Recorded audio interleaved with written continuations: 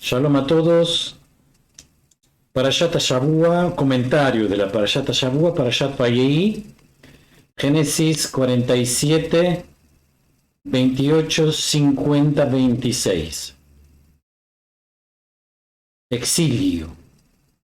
La ausencia del contexto judío. El descenso a Egipto y la muerte de Jacob dejaron a su familia en una cultura ajena, obligada a encontrar un contexto para sus tradiciones de sí mismos. Vayei es la última porción de Génesis, de Bereshit. En esta porción, Jacob, bendice a sus hijos antes de morir.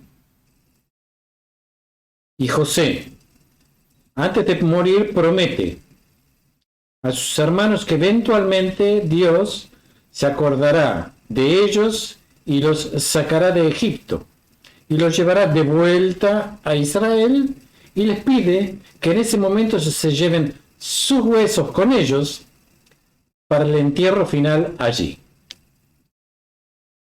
Así el libro Bereshit termina con el escenario preparado para el comienzo de la esclavitud de la próxima generación de los israelitas. La parashá abre con una anomalía interesante. Como sabemos, en la Torá no hay puntuaciones. Las palabras están escritas se escriben como una cadena de letras, sin separación de ningún tipo. Solo aparecen pequeñas separaciones entre dos palabras. La única excepción es un sistema de párrafos. La Torá deja espacio entre párrafos, llamadas parashá, y entre los 5 libros de la Torá. Las parashiot, las porciones, siempre están delimitadas. O comienzan en una nueva línea, o después de un espacio. Ese espacio tiene que ser lo suficientemente grande como para poder meter dentro de ese espacio 9 letras escritas.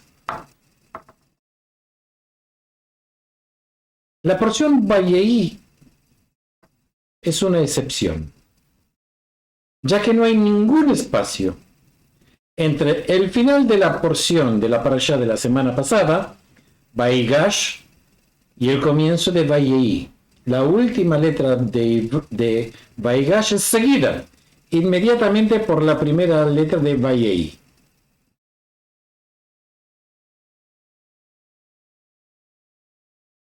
Rashi, el comentarista por excelencia nuestro, cita 2 explicaciones rabínicas a este fenómeno único. ¿Por qué esta parashá es stumá? Stumá, o sea, un stimá es algo cerrado o sellado.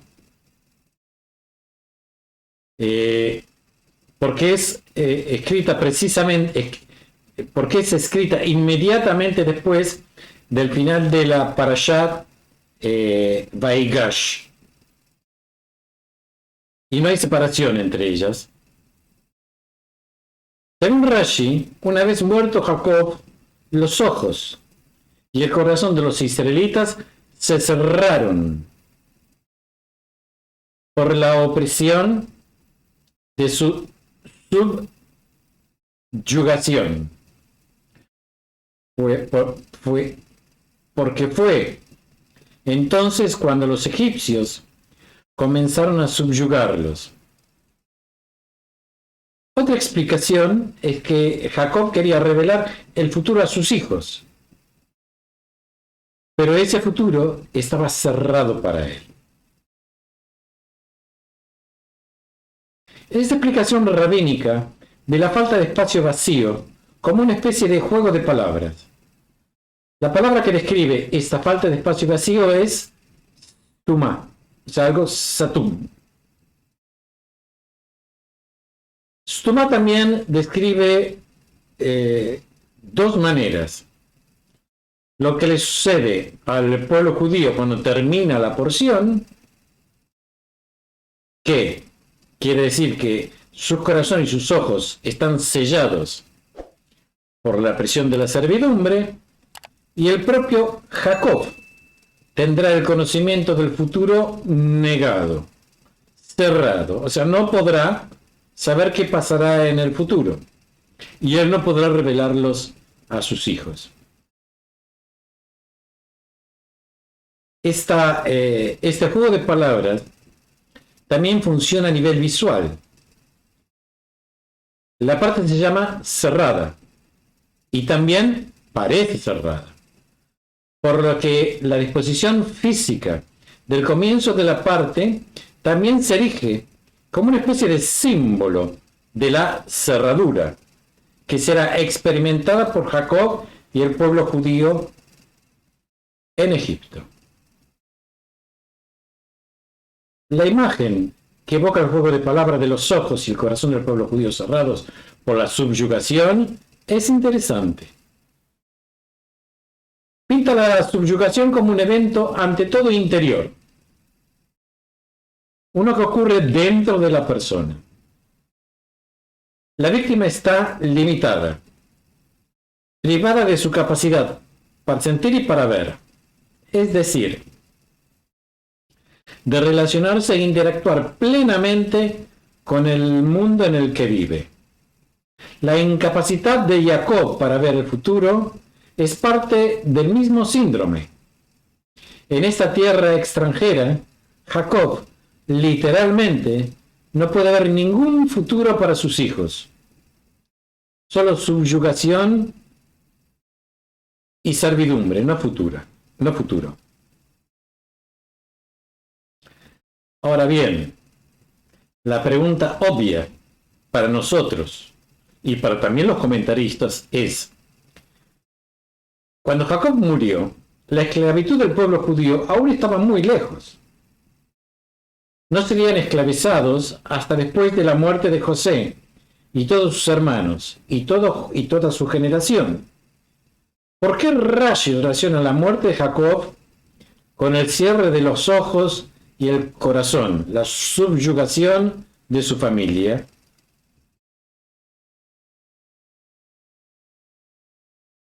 Para entender mejor esta pregunta, creo que deberíamos tratar de entender más completamente el mensaje detrás de la cerradura en el comienzo de nuestra porción y lo que implica sobre el estado del pueblo judío. Es la falta de espacio entre Vaigash y Vayehi simplemente un juego de palabras visual que funciona porque la palabra Satum, Stumá, puede describir tanto lo que está pasando en la página como lo que está pasando o lo que va a pasar para el pueblo judío.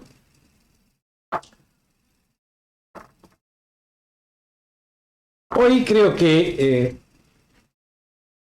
va a ser, si no es la primera vez, es una de las pocas veces que vamos a hacer una interpretación.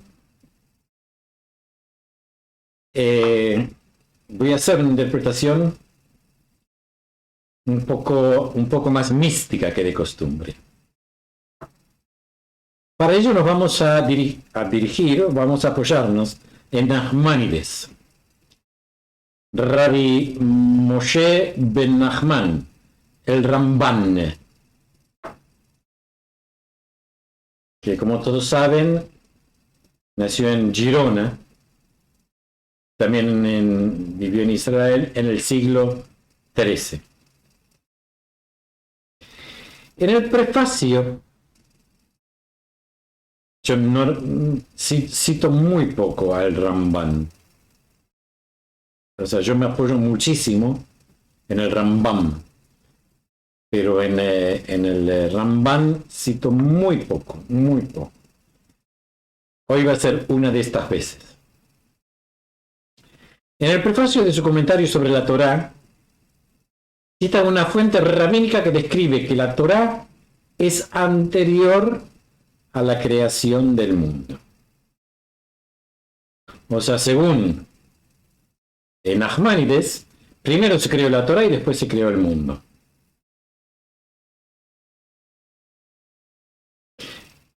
Y yo creo que esto lo explico en las clases de Talmud.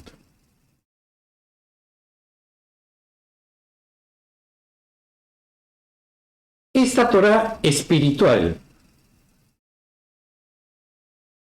primordial fue escrito en fuego, fuego negro sobre fuego blanco,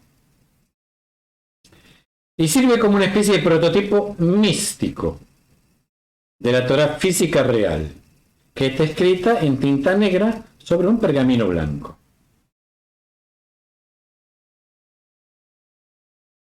Yo me estoy escuchando y ni yo mismo me creo que estoy haciendo una explicación mística. No se acostumbren, esto no nos va a pasar muy a menudo. Según esta imagen, los márgenes de la Torá, o sea, el pergamino vacío, el espacio que rodea la palabra escrita, también está hecha de fuego divino. Y por lo tanto, también tiene una santidad. O sea, lo que no está escrito es tan santo como lo que sí está escrito. De ello se deduce, por lo tanto, que el pergamino, los márgenes de nuestra Torá física, no son simplemente espacios blancos, sino que, al igual que las letras, tienen algún tipo de santidad. Tienen algún papel, o sea, desempeñan algo como Torá. Si esto es así, como dice el Ramban, la falta de un espacio vacío al comienzo de nuestra parashá, en realidad representa la ausencia de este espacio en esta Torá.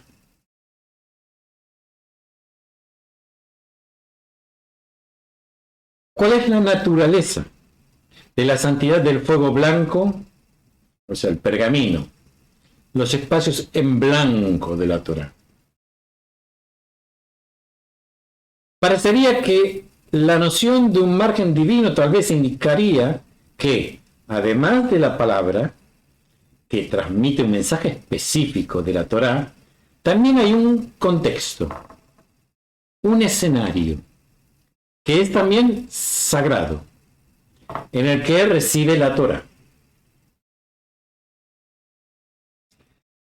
Una relación con la Torá no es solo una relación con el mensaje literal y específico del texto.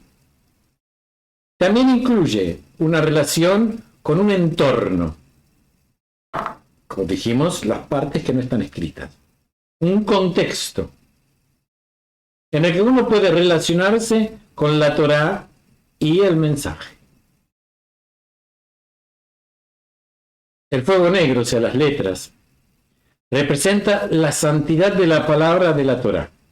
Y el fuego blanco, el pergamino, representa la santidad del entorno de la Torá. ¿Qué significa el entorno de la Torá? Lo vemos a continuación. Al comenzar la porción de Vayegí sin margen, sin fuego blanco,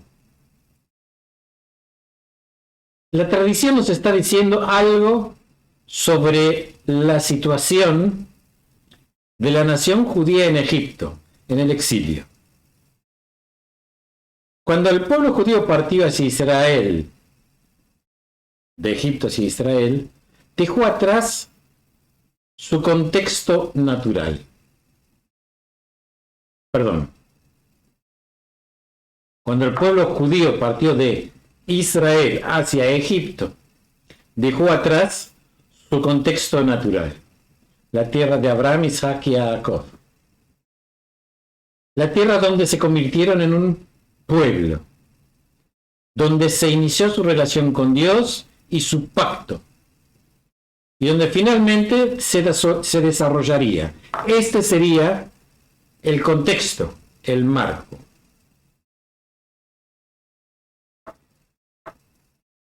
Mientras Jacob estuvo vivo, sirvió como vínculo entre ese escenario y en el que estaba viviendo, con ese contexto, con el contexto del pacto, la relación con Dios y el haberse convertido en pueblo.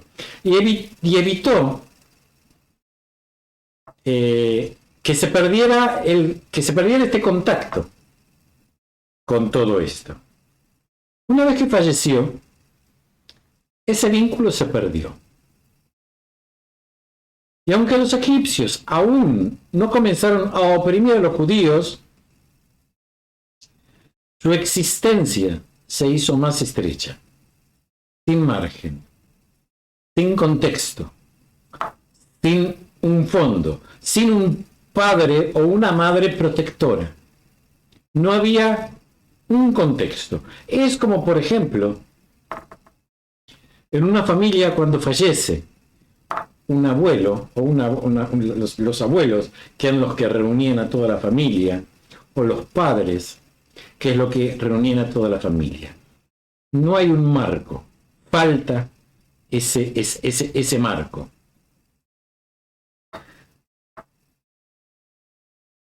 Cuando los israelitas miraron a su alrededor, lo que vieron fue una cultura extraña, un entorno extraño, al que tuvieron que cerrar los ojos para permanecer fieles a su visión interior. Cuando se permitían sentir, lo que sentían era extraño, no propio, y en última instancia amenazante. Por eso se abstenían de sentir, para permanecer fieles a sus sentimientos internos. Jacob, por lo tanto, no pudo ver futuro en Egipto para sus hijos, ya que su futuro no estaba de hecho realmente allí, sino en otro lugar, en un paisaje interior al que se vieron obligados a retirarse. Los hijos de Jacob con su muerte quedaron sin contexto, sin un marco, a la deriva, en una tierra y una cultura extranjera, aún en posesión del fuego negro, o sea, de las letras y de sus tradiciones específicas, pero sin el fuego blanco, el contexto judío familiar, el contexto judío personal. Estaban completamente perdidos. Esta es la tragedia y el desafío del exilio, simbolizado por la falta de un margen, de espacio, al comienzo de Vayehi.